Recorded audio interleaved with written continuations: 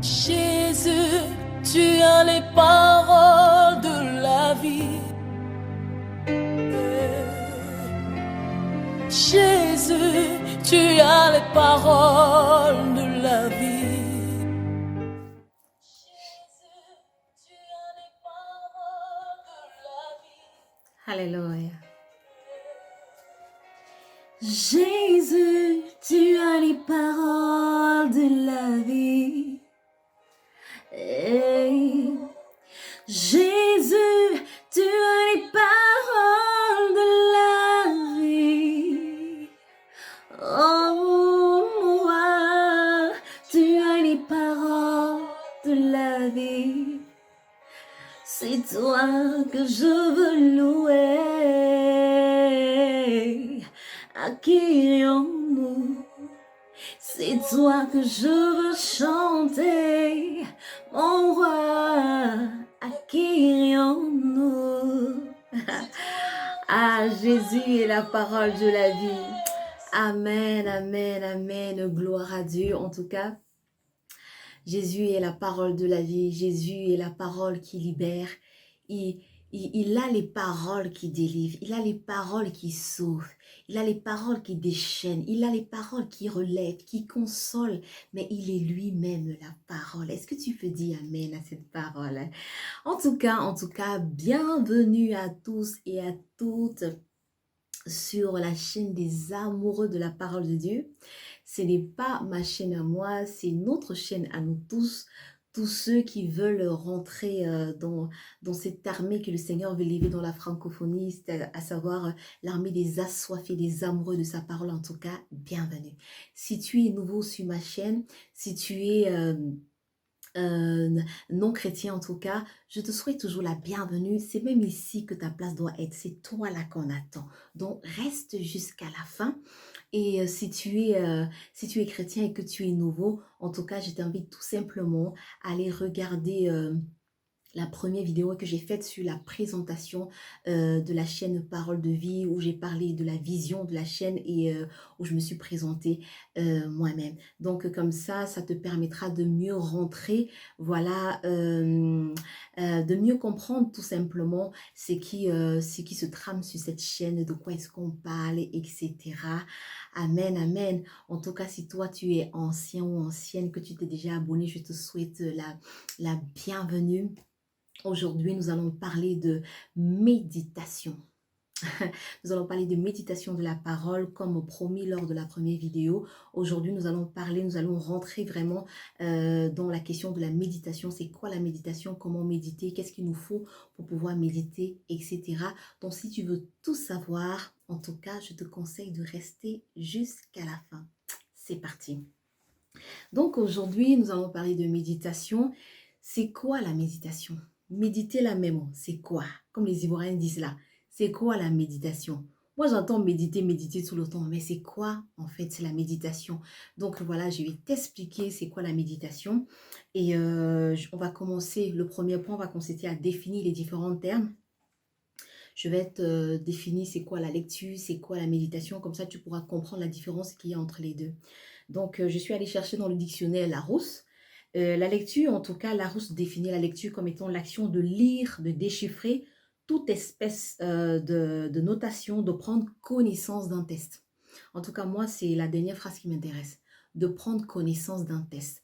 Donc, ça voudrait tout simplement dire, ma soeur, mon frère, que lorsque tu t'arrêtes à la lecture de la Bible, en fait, tu prends juste connaissance de ce qui est écrit.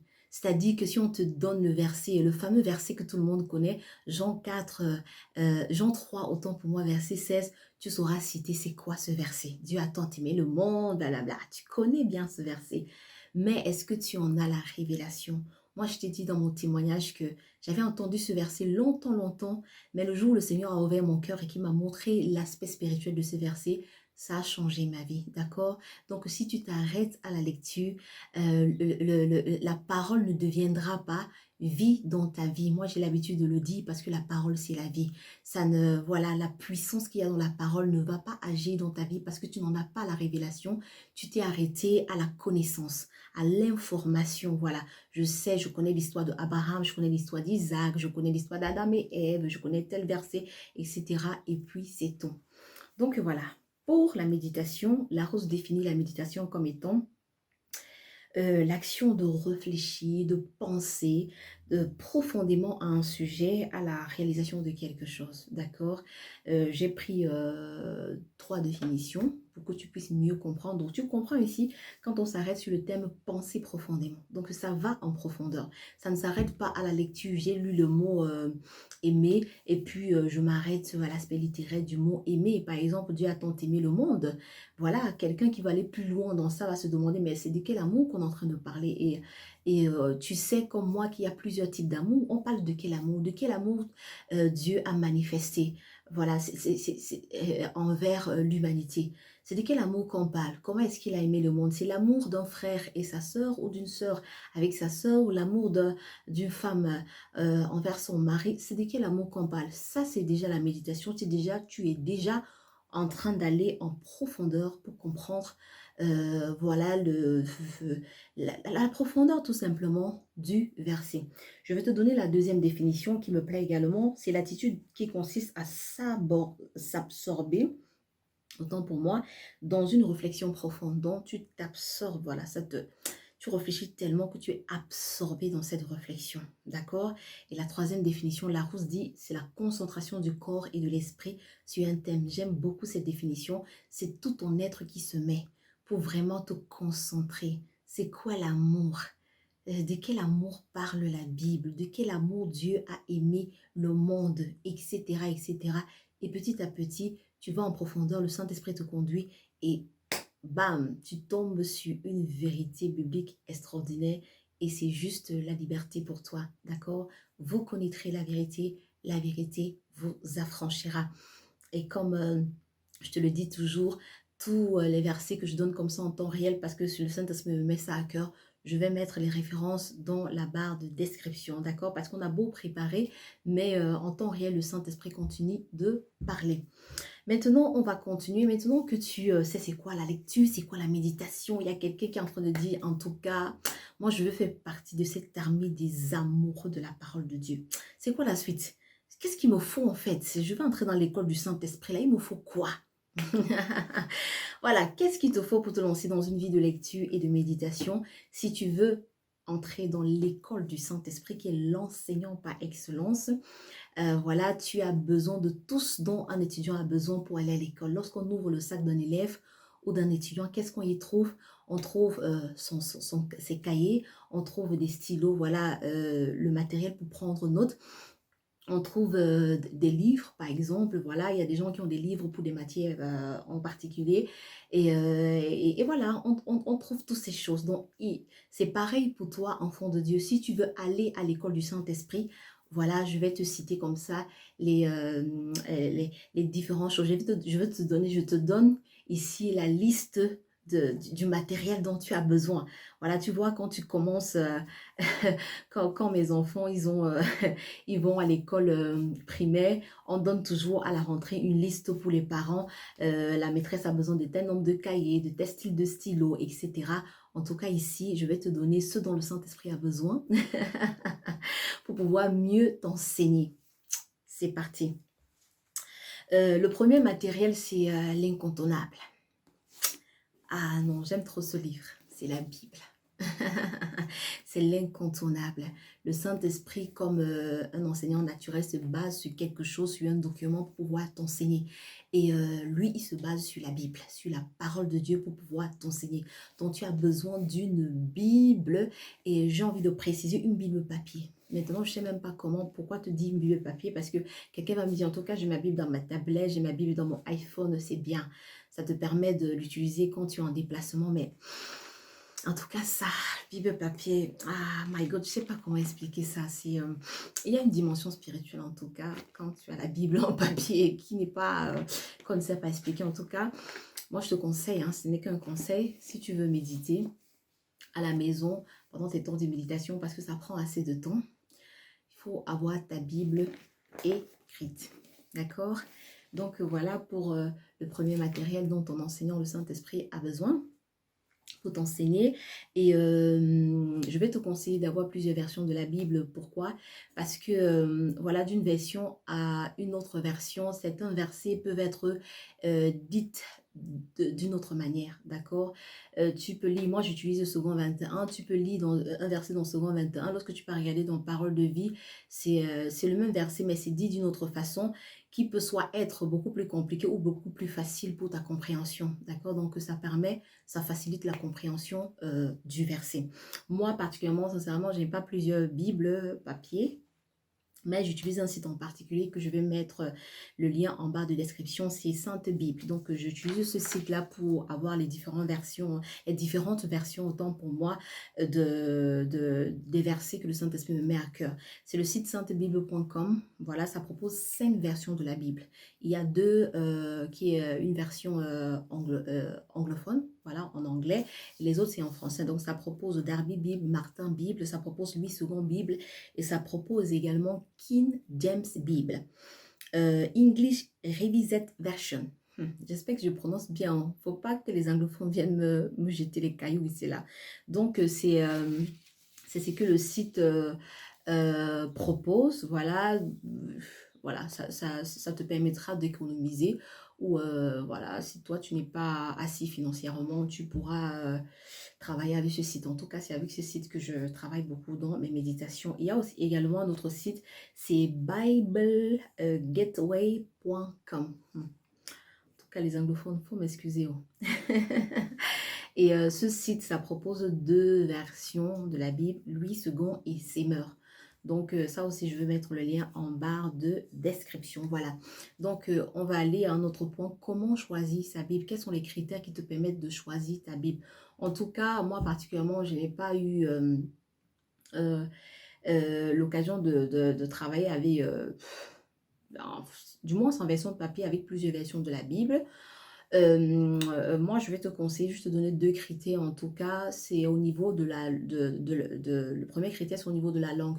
C'est-à-dire, si tu parles bien français, prends une Bible en français. Si tu parles bien anglais, prends une Bible en anglais. Comme ça, parce que tu pourras mieux comprendre. Parce que la Bible, c'est pas parce que c'est spirituel qu'il ne faut pas d'abord à la base une compréhension littéraire. Parce que si tu lis même quelque chose et déjà de manière littéraire, tu ne comprends absolument rien de ce qu'on est en train de dire, c'est très très compliqué. Donc vraiment, il faut prendre une version, une langue qui te convient, dans laquelle tu t'en sors le mieux.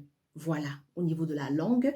Maintenant, par rapport au niveau, à ton niveau dans cette langue-là. Maintenant, il y a des gens qui parlent le français simple, français courant, français familier. Il y a des gens qui parlent un français soutenu. Voilà, si tu entends certains français parler le français soutenu, en tout cas, on va te dire que tu es allé à l'école, tu vas dire non. Donc voilà, si tu ne sais pas parler un français soutenu, ne pas prendre des Bibles. Il y a certaines Bibles qui ont un français beaucoup plus soutenu. Ne prends pas ce type de Bible parce que tu ne comprendras pas. Voilà, ne serait-ce qu'au niveau littéraire, tu ne vas pas comprendre. D'accord? Donc tu prends une Bible avec un français normal, pas trop familier, mais normal. En tout cas, moi, second 21, c'est vraiment un français, voilà, si tu es allé à l'école, en tout cas, tu peux très bien comprendre. Second 21, c'est très, très terre à terre, c'est très simple.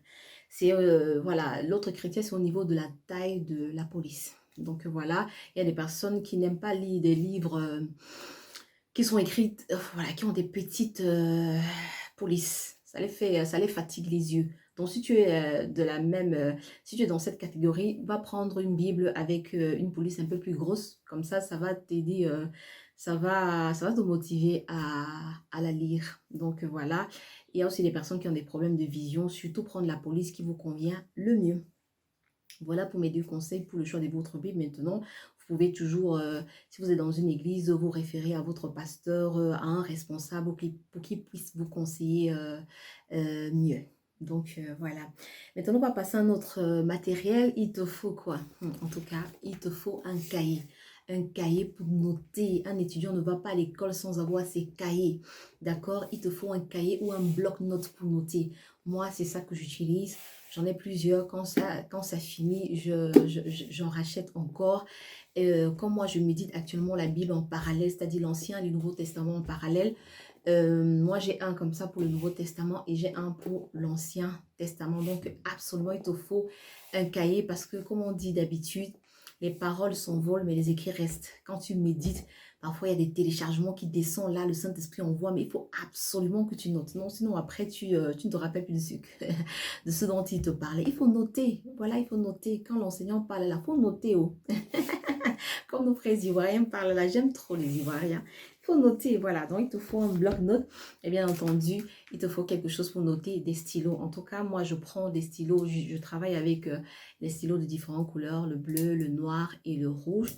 Le rouge, en tout cas, me permet de souligner des versets qui m'interpellent. Tu lis certains versets et le Saint-Esprit met vraiment voilà, des warnings comme ça sur ce verset-là. Là, tu dis ça, c'est dangereux et tu soulignes. Et le noir, en tout cas, ça m'aide à souligner des versets voilà, qui sont pas, je veux pas dire qu'ils sont pas courants, mais qui sortent du commun, par exemple, parce que je veux prendre un verset comme je fais grâce à qui je veux. Voilà, voilà, c'est Dieu qui parle. Il dit que je fais grâce à qui je veux. D'accord, j'ai compassion de qui je veux. Des versets comme ça m'interpellent. Voilà, parce qu'on a l'habitude de toujours dire Dieu est amour et tout, mais il va faire grâce, mais on ne comprend pas qu'il est souverain. Il y a des gens à qui Dieu peut décider de ne pas faire grâce. D'accord, on ne comprend pas ça. Donc des versets comme ça vraiment qui sortent du commun.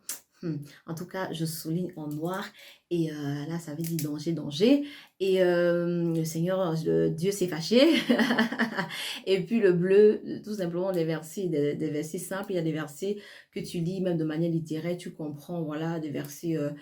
Si le Saint-Esprit n'a pas en tout cas mis les warnings sur ça, moi je souligne quand même parce que ça peut m'aider dans la prière, etc., etc.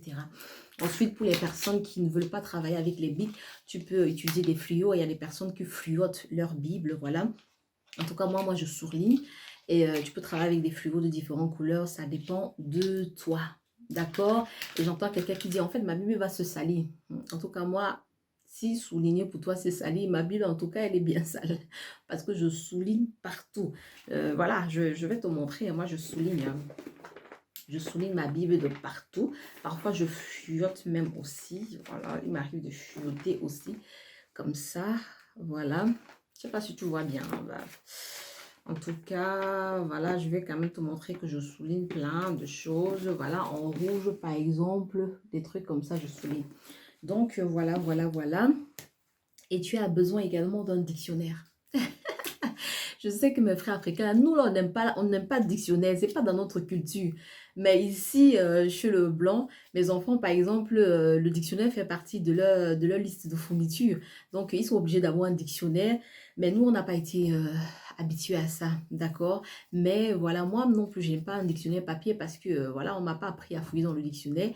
Mais Google, c'est mon ami. Moi, je travaille avec le dictionnaire Larousse qui est en ligne sur Google. Donc, tu tapes dictionnaire Larousse, tu verras ça en ligne, d'accord? Il te faut une latte, ça c'est facultatif. Ça c'est pour moi, hein. Ça c'est pour les filles. Hein. Vous voyez, à l'école, quand on prend des notes là, moi j'ai tendance à, il faut que tout soit au propre, tout soit rangé, tout soit clair, surligné, fluoté. Voilà, ça c'est le propre des filles. Maintenant, si tu n'aimes pas trop ça, comme les garçons en tout cas, c'est facultatif. Là, traceuse, règle pour certains gens et latte pour d'autres personnes. Comme ça, tout le monde est satisfait. Donc voilà. Et en dernier lieu, il te faut un fond de piano. En tout cas, moi, j'ai expérimenté la profondeur de ça. Avant, je méditais pas avec un fond de musique, mais sincèrement, ça change l'atmosphère et ça te permet d'être plus concentré. Et en tout cas, ça a une dimension spirituelle que je ne sais pas t'expliquer. Tu mets un fond de piano, une adoration, et puis voilà, tu médites, ça apaise ton environnement parce que tu dois vraiment être dans un environnement qui est propice à la réflexion calme, paisible, de la même manière que tu vas étudier tes leçons. Tu n'as pas besoin d'être dans un endroit où voilà, il y a des bruits de gauche à droite ou bien la musique à fond, non, ça te perturbe, donc c'est pareil pour la méditation. Donc voilà, voilà pour tout le matériel dont tu as besoin pour la liste de tes fournitures scolaires pour aller à l'école du Saint-Esprit. Donc voilà. Et on va continuer au troisième point. J'entends quelqu'un qui me dit par quel livre je dois commencer. Je dois commencer à lire quel livre de la Bible. En tout cas, si tu es nouveau converti, ne va pas commencer à lire l'Apocalypse, hein, sinon tu vas jeter la Bible très rapidement, ça va t'effrayer. Donc, en tout cas, ça c'est mon conseil. Maintenant, tu fais ce que tu veux. Pour quelqu'un qui vient de naître de nouveau, je te conseille de commencer par le Nouveau Testament. D'accord? Comme ça, tu vas prendre goût. Et en tout cas, c'est les fondements. Dans le Nouveau Testament, c'est les fondements de la vie chrétienne parce que, particulièrement dans les évangiles, commence par les évangiles parce que là, on te parle de la personne de Jésus, on te parle du salut. Voilà, donc c'est de ça que tu as d'abord besoin pour un premier temps. Voilà, tu commences par les évangiles, le livre de Matthieu tout simplement, et après, petit à petit, Marc, Luc, Jean, tu entres dans les actes des apôtres. Là, vraiment, l'apôtre Paul approfondit, voilà, sur la doctrine de Jésus, etc. Donc, voilà, c'est pour les nouveaux convertis. Je te conseille plutôt de commencer par le Nouveau Testament et principalement par les évangiles. Pour les anciens convertis, là, je sais pas comment je peux dire, non, c'est pas les malabars. Non, en tout cas, pour les anciens convertis, pour, voilà, si tu veux retourner, mon frère, ma soeur, et c'est le désir de Dieu pour toi, retourner à cette vie de lecture, de méditation, tu peux commencer à méditer en parallèle. En tout cas, ce n'est qu'un conseil. Je te dis ce que moi, je fais actuellement. Au début, quand j'étais nouveau converti, je lisais aussi mon Nouveau Testament. Mais après, j'ai commencé à lire en parallèle parce que j'ai compris que dans la méditation, voilà, le Saint-Esprit te balade un peu de partout dans la Bible. Et s'il y a des choses que tu n'as pas encore lues, que tu n'as pas compris, il ne sait pas trop souvent aller te chercher ces choses-là, d'accord? Donc, la profondeur est un peu limitée. Donc, tu peux lire l'Ancien et le Nouveau en parallèle. Ça dit, aujourd'hui, tu lis Genèse, demain, tu es du côté de Matthieu, ou bien tu lis le même jour, ensemble. Je lis un chapitre à Genèse et je m'avais lu un chapitre à Matthieu. Et maintenant, c'est pas grave, la lecture, c'est pas la vitesse, hein. Et la méditation, c'est pas la vitesse, parce que le Saint-Esprit peut flasher sur un verset, tu t'arrêtes tout simplement, alors que tu voulais lire tout le chapitre, mais le Saint-Esprit a flashé, il faut t'arrêter et prendre des notes, d'accord? Donc voilà, et je voudrais aussi mentionner un point, attention, qui est très très important. C'est quoi ce point? Dans le choix, ça rentre dans le choix de la Bible. Il faut faire attention au niveau du nombre de livres. C'est-à-dire que nous, les protestants évangéliques, on reconnaît la Bible qui a 39 livres dans l'Ancien Testament et 27 livres dans le Nouveau Testament. Donc, bien faire attention à ça. C'est de ça que je voulais te parler. Je voulais rajouter par rapport aux critères de choix de ta Bible. Voilà, voilà. En tout cas, ça c'est pour le matériel et par où commencer. Maintenant, on va prendre notre point. Ça donne quoi la méditation en pratique? Parce que quelqu'un est en train de dire, bah oui, la théorie là c'est bien, mais comment ça se passe en pratique? Je vais tout te dire. C'est parti. Donc voilà, ça donne quoi en pratique? En pratique, en tout cas, la première chose que tu dois faire avant de commencer une méditation, d'accord? C'est-à-dire, c'est pareil, quand tu vas à l'école, là, il faut que l'enseignant soit là. Si l'enseignant n'est pas là, il n'y a pas école. Comme quand on était à l'école primaire, là, rentrons, l'enseignant n'est pas là. Le maître n'est pas venu et on jubilait. Le professeur n'est pas venu. En tout cas, ça sera une belle journée aujourd'hui. Donc, tu dois inviter l'enseignant par excellence qui est le Saint-Esprit. Tu dois d'abord commencer par une prière d'invitation. Saint-Esprit, je t'invite à prendre le contrôle de cette méditation. Tu es l'enseignant par excellence, moi je ne connais rien. Viens prendre le contrôle de mon intelligence. Viens ouvrir mon cœur et dépose les mystères que je ne connais pas. Tu invites l'enseignant et dès que le Saint-Esprit, voilà, quand le Saint-Esprit sera là, tu vas commencer ta méditation parce que tu ne peux pas commencer à étudier sans que l'enseignant ne soit là. D'accord? Et à la fin de la méditation, toujours prier aussi pour pouvoir non seulement demander la grâce à Dieu, rendre grâce à Dieu déjà pour ce qu'il t'a enseigné et lui demander la force de pouvoir appliquer ces choses dans ta propre vie. D'accord? Donc voilà, maintenant je vais te prendre le verset de Jean 14, verset 26. On a recommencé avec les versets, hein. Nous sommes les étudiants de la parole. Mais le consolateur, l'Esprit Saint que le Père enverra en mon nom vous enseignera toutes choses et vous rappellera tout ce que je vous ai dit. Voilà, c'est juste pour appuyer le fait que tu dois inviter absolument le Saint-Esprit parce que tu ne peux pas étudier sans l'enseignant. Tu ne peux pas, voilà, commencer, tu ne peux pas aller à l'école, tu peux pas fréquenter sans qu'il y ait un enseignant. Il faut l'inviter. Il y a 1 Corinthiens 2, verset 10 aussi qui dit, Or, à vous, c'est à vous que Dieu l'a révélé par son esprit, car l'esprit examine tout, même les profondeurs de Dieu. C'est le Saint-Esprit qui examine même les profondeurs de Dieu. Il va chercher ce que Dieu dit là. Il va venir t'expliquer. D'accord? Donc voilà. Et une fois que tu as posé les bases, les préliminaires, il y a ton fond de piano là. Let's go. On peut y aller, Papa Saint-Esprit.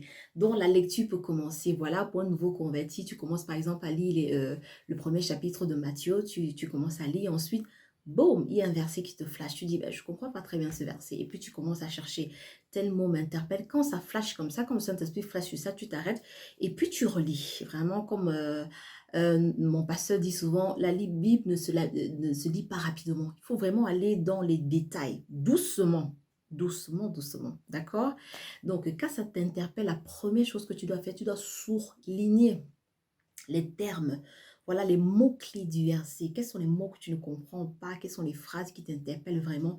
Et voilà, deuxièmement, tu dois recontextualiser. Très, très important de recontextualiser toujours le verset. Pourquoi? Parce que quand tu ne recontextualises pas, c'est-à-dire tu cherches, c'était dans quel contexte? Pourquoi? Quel est déjà même l'auteur? Qui est en train de parler? À qui est-ce qu'il s'adresse? C'est dans quelle situation? Il s'agit de quoi? D'accord? Parce que si tu ne fais pas ça, en fait, à un moment donné, tu peux te dire que la Bible se contredit en fait. D'accord? Voilà, tu peux te dire que la Bible se contredit. C'est la raison pour laquelle il y a des personnes qui lisent la Bible et ils la tordent de leur manière. Ils lisent des versets, ils comprennent ces versets de manière littéraire. Et malheureusement, c'est la raison pour laquelle on a des enseignants qui enseignent des hérésies aux gens. Désolé de le dire comme ça, mais c'est comme ça. Il faut toujours recontextualiser les versets. Donc, tu cherches l'auteur. C'est qui l'auteur de ce livre? De quoi est-ce qu'il est en train de parler? À qui est-ce qu'il s'adresse? D'accord? Quelle est l'idée générale du chapitre? Ça va énormément t'aider. Et par là, le Saint-Esprit va vraiment commencer à te donner des clés. La troisième chose que tu dois faire, voilà, tu dois te lancer, tu dois commencer à chercher les définitions. Voilà, il y a des mots qui t'interpellent. Commence à chercher les définitions. D'abord en français, si tu es français. En anglais, si tu es anglais, si tu es anglophone, pour comprendre la dimension littéraire de ces mots. Et ensuite, voilà, en tout cas, je te conseille d'aller chercher la signification grecque si tu es dans le Nouveau Testament de ce mot et hébreu si tu es dans l'Ancien Testament de ce mot. Pourquoi? Parce qu'il faut se dire que l'Ancien Testament, le texte d'origine a été écrit en hébreu. D'accord? Et le Nouveau Testament, quant à lui, le texte d'origine a été écrit en grec. Donc, un mot et la traduction d'une langue à l'autre, ça peut changer de sens. D'accord? Ça peut changer de sens. Les langues sont différentes.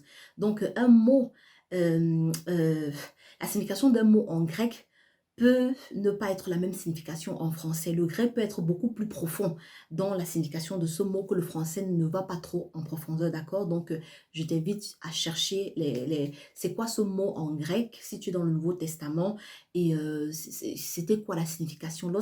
En grec, ils disaient ce mot, ils entendaient par quoi? C'est quoi? Ils pensaient à quoi?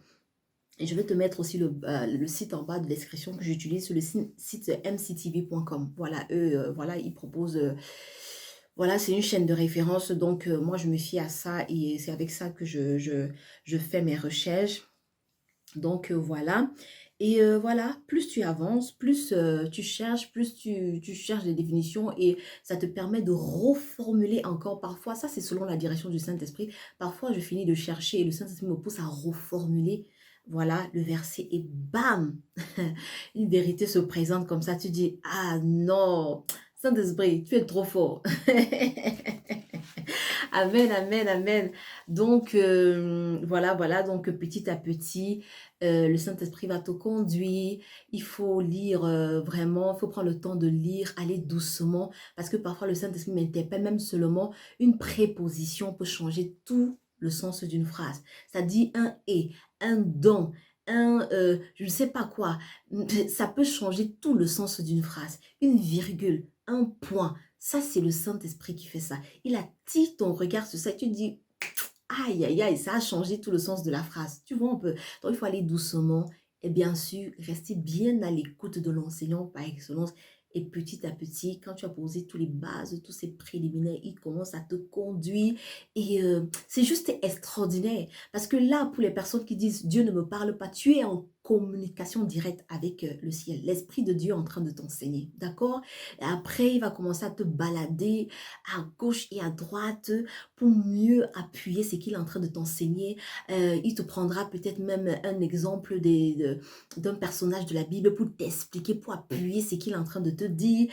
Tu vas voir, en tout cas, des révélations vont arriver comme ça, d'accord? Tu peux commencer à méditer un verset dans Matthieu et puis le Saint-Esprit te balade dans toute la Bible. Il prend un verset à Genèse, il prend un verset à, je sais pas moi, à Romains, à 1 Corinthiens, etc. Jérémie, Ésaïe. Tu vois, il va partout dans la Bible. Raison pour laquelle c'est très important que tu puisses lire ta Bible en entier pour en avoir, voilà, la connaissance, d'accord?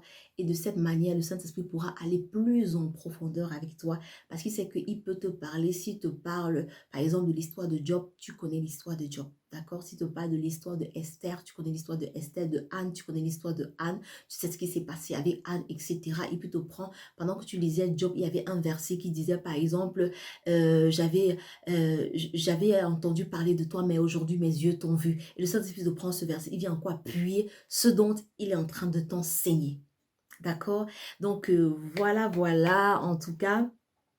On est arrivé à la fin de cette présentation concernant la méditation et je vais juste prendre un autre point pour t'expliquer comment seront présentées les vidéos de méditation que je veux faire prochainement. Voilà, donc prochainement on va rentrer maintenant, je vais partager avec toi les méditations que le Saint-Esprit aura, les messages qu'il aura posés dans mon cœur et je crois par la grâce de Dieu que nous serons abondamment bénis. Amen. Donc voilà, ça se fera en 3 rubriques. La première rubrique sera la rubrique de l'étude proprement dite. Voilà, on va appliquer tout ce qu'on a vu ici. La deuxième rubrique sera la rubrique pratico-pratique. Voilà, là-bas maintenant, parce que le but, ce n'est pas seulement de se limiter à l'enseignement, mais comment est-ce que je peux appliquer ça dans ma vie au quotidien. Et dans cette rubrique, autant pour moi, nous aurons 2 points. Nous aurons... voilà, par exemple, le Saint-Esprit a donné un message. Qu'est-ce que je fais maintenant? Quelle est l'action que je dois poser? Voilà, quelle est l'attitude que je dois avoir? D'accord? Il vient de te révéler quelque chose. Il vient de te donner une vérité. Peut-être sur toi-même. Peut-être ça concerne une autre personne. Qu'est-ce que tu dois faire? Là, là, là. On verra ça dans cette rubrique. Et dans cette rubrique aussi, on prendra un point, le point pratique. Voilà, on prendra un cas pratique selon que le Saint-Esprit m'aura inspiré par rapport au message qu'il aura donné. Je prendrai un cas pratique et je te dirai voilà comment appliquer tous les versets que le Saint-Esprit a donnés par rapport à ce message dans ce cas pratique-là. D'accord? Donc voilà, et la troisième rubrique sera la rubrique la moisson. La moisson, pourquoi? Parce que la parole de Dieu dit que la moisson est si grande, mais il n'y a pas d'ouvrier.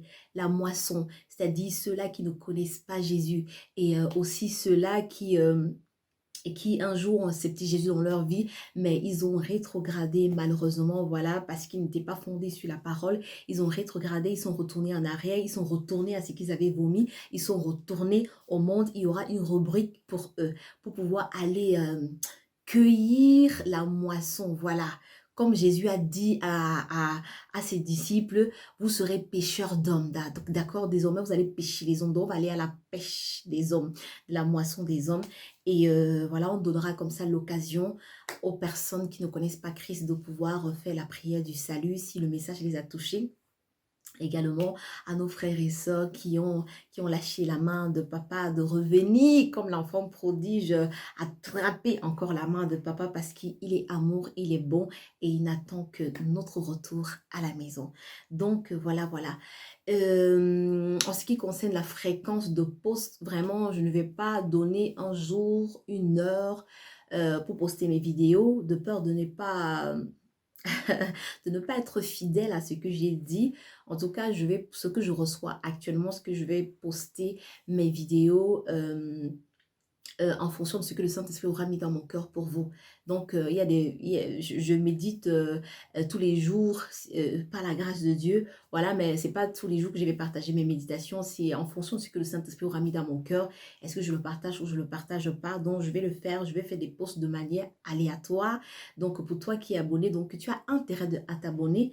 Comme ça, chaque fois qu'il y aura de nouvelles vidéos, tu pourras directement être au courant. Donc, voilà. Voilà.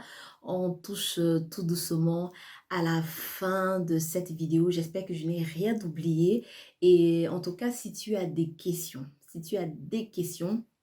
n'hésite pas de me les mettre dans les commentaires et par la grâce de Dieu, voilà, je pourrai répondre à ces questions. En tout cas, si cette vidéo t'a plu, si le contenu de cette vidéo t'a plu, n'hésite pas de t'abonner au bouton droit en fait, au bouton qui s'affiche à ta droite, à la droite de l'écran, de cliquer au niveau de ce bouton, tu pourras t'abonner comme ça. N'hésite pas de liker, c'est très important. Et surtout, faut commenter. Oh. Parce que quand tu commentes là, il y a un de nos frères qui est perdu, ou bien un de nos soeurs une de nos soeurs, autant pour moi, qui est perdue, qui peut juste tomber sur cette vidéo et le Seigneur le retrouve ou la retrouve parce que tu as commenté, hein, parce que tu as commenté, tu as rendu grâce à Dieu, hein, pour ce message. Donc, n'hésite pas de commenter, en tout cas, si ça t'a béni. Si ça t'a pas béni, c'est pas grave, ne commente pas, d'accord, mais si ça t'a béni, faut même pas garder le témoignage là pour toi, faut aller écrire, voilà, voici ce que le Seigneur m'a euh, enseigné par rapport à cette vidéo. Donc voilà, en tout cas, je vais te dire à la prochaine dans une autre vidéo de ma méditation du matin. Reste connecté pour recevoir de nouvelles vidéos. Donc voilà, et merci d'être allé jusqu'au bout de cette vidéo. Je prie vraiment que cela puisse te bénir abondamment. Et en tout cas, que le Seigneur vous bénisse abondamment. L'armée des assoiffés de la parole, là, ça se lève dans la francophonie au nom de Jésus. Soyez abondamment bénis. Ciao, ciao.